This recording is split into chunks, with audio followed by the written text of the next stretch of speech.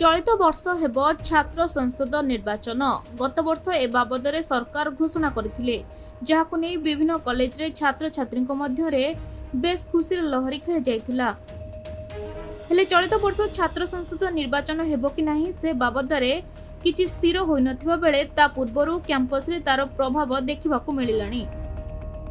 जगतसिंहपुर शहर स्थित SBM college campus रे सोमवार दुई छात्र गोष्ठी मध्य संघर्ष हेबा फलरे उभय गोष्ठीर एकाधिक छात्र आहत हेबा सहित जणे छात्रर मुंड फाटी गुरुतर आहत होईछि। घटना को नै दुई गोष्ठी पक्षरु सदर थाना रे भिन्न भिन्न एतला हेबा सह उत्तेजना को दृष्टि रखी कॉलेज रे पुलिस मुतयन करा जायछि। तेबे गंडगोलर सठिक कारण जना पड़ी नथिले मध्य राजनैतिक कारणरू मारपीट होइतिबा जना पड़िछि। ए घटना रे सदर पुलिस जनकु थाना रे अटक रखी तदंत चलाइछि। सेहिपरि ए घटना को नै गोटे छात्र गोष्ठी आंदोलन को ओल्हाइबा पई सजबाज हेउथबार सूचना मिलिछि। अन्यपटे आईन श्रृंखला दृष्टिरू सदर पुलिस विभिन्न स्थान रे पैंतरा मारुछि।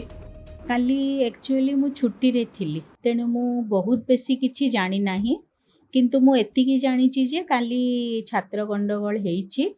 आउ जो पिलार कोन मुंड फाटी जाइथिला बोली आज जहाँ मैडम कहूथिले ताकू हॉस्पिटल तुरंत पठेबार मैडम ताकू कहिचंती। तापरे से माने जहाँ रिटन स्टेटमेंट देइचंती ताकू हमर पुलिस स्टेशन को पठा ही जाइछि। कॉलेज तरफ रु फॉरवर्ड करिके काली मैडम थिले प्रिंसिपल चार्ज रे, तेणु जहाँ हबा कथा ताकू आम पई जहाँ रूल रेगुलेशन अनुसार आमे जेतिकी करिबा कथा ताकू कॉलेज कर्तृपक्ष करिछ।